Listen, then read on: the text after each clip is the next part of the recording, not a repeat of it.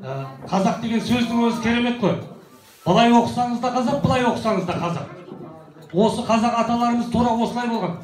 Ешқандай сырасыз, арақсыз ақ қымызға билеген, жаңа бауырым билеп отыр.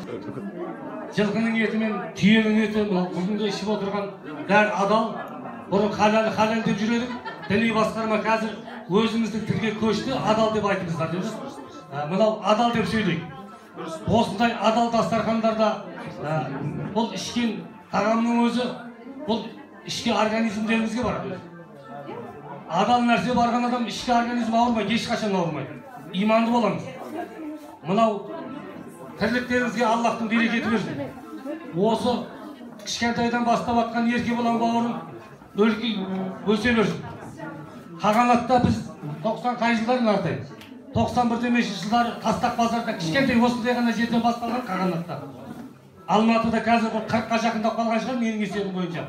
Құдай қаласа сіздер де сөйтіп өсіңіздер. Сіздер адалдан бастап атқан, сіздер өссеңіздер, сіздерден ешқандай жаманшылық күтуге болмайды. Болмағанда көршіні бөліп бересіздер. Мынау кезінде бір ауылды бір бай асыраған қазақпыз. Бір бай.